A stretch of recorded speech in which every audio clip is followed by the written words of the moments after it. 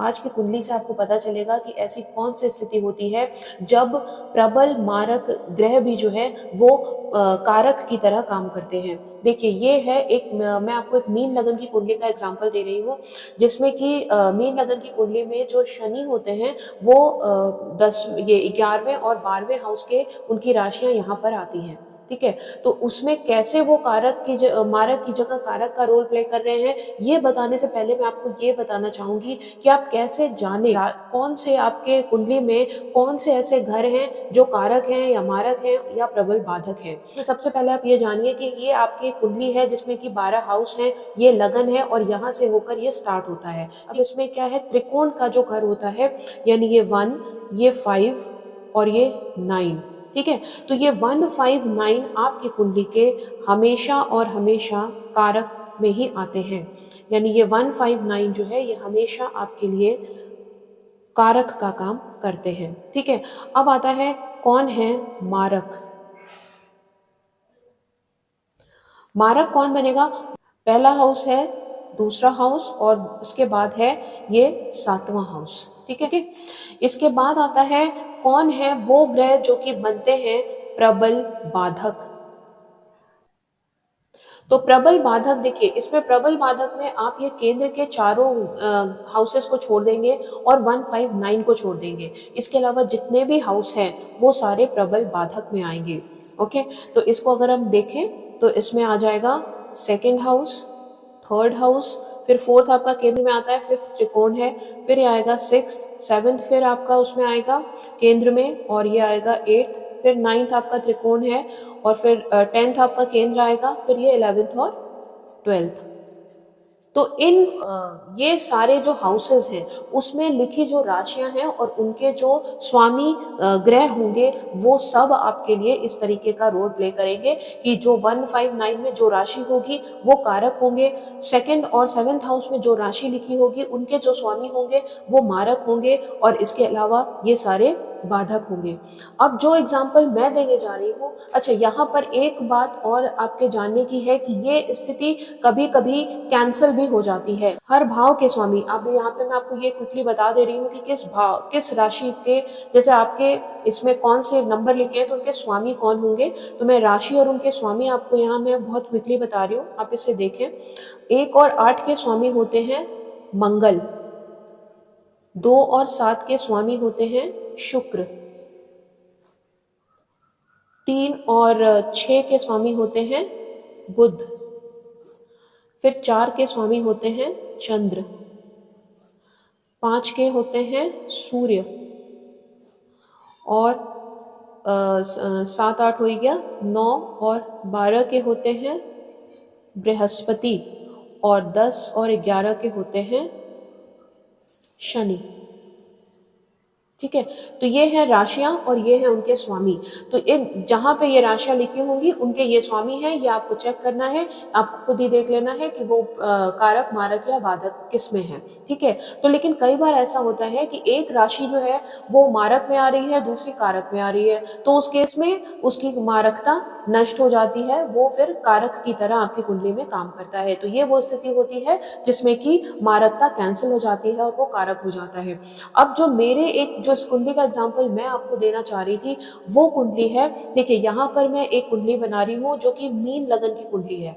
ये मेरे अपने क्लाइंट की कुंडली है जो कि जिनका शुरू होने वाला है शनि की महादशा, और वो इतना ज्यादा टेरराइज थे कि भाई मेरा तो इसमें मारक लगता है। देखिए इनकी मीन लगन की कुंडली है। अब आप सभी जानते हैं कि अब मीन लगन की कुंडली में जो सैटर्न होते हैं वो हमेशा मारक होते हैं। ठीक है, ये देखिए सैटर्न यहाँ पर मारक होंगे, 10 और 11 भाव के स्वामी हैं, तो डेफिनेटली ये मारक होंगे। लेकिन इन दो राशियों को देखने के बाद आप ये भी देखेंगे कि सैटर्न कहाँ बैठे हैं, खुद शनिदेव कहाँ बैठे हैं। तो इनके केस में सैटर्न जो है वो 5th हाउस में है। तो सैटर्न जब 5th हाउस में है तो इसका सीधा सा मतलब है कि सैटर्न, और सैटर्न है किसकी राशि में? सैटर्न है चंद्र की राशि में, ठीक है, सैटर्न है चंद्र की राशि में।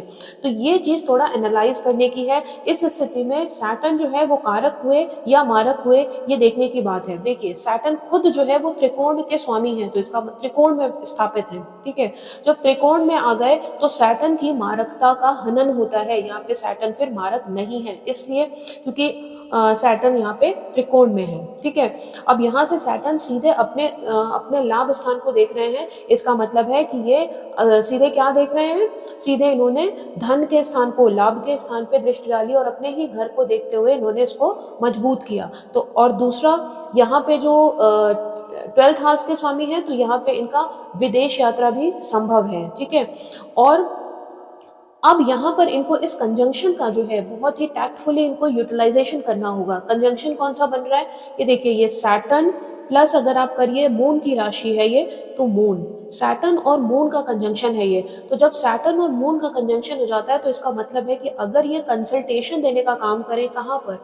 मन से जुड़े हुए मामलों में, चाहे वो साइकोलॉजी हो सकती है या फिर वो एस्ट्रोलॉजी हो सकती है। आप साइकोलॉजिस्ट बन सकते हैं, एस्ट्रोलॉजी में जा सकते हैं, या फिर आप ऐसा कोई भी संगीत में जा सकते हैं, ऐसा कोई भी काम जो कि मूड से रिलेटेड हो, आप मीडिया से जुड़ सकते हैं। तो इस तरीके का काम अगर आप करेंगे तो इस कंजंक्शन को आप जस्टिफाई कर देंगे।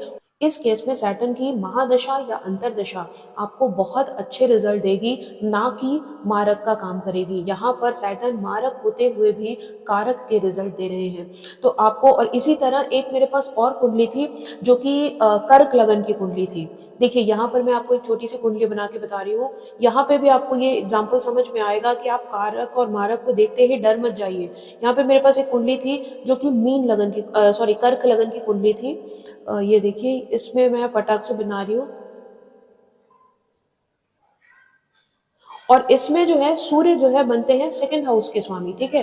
तो ये क्या है, इसके इस रूल के हिसाब से सूर्य मारक आ जाएंगे, ठीक है। लेकिन सन का जो प्लेसमेंट है वो इसमें यहाँ पर है 9th हाउस में।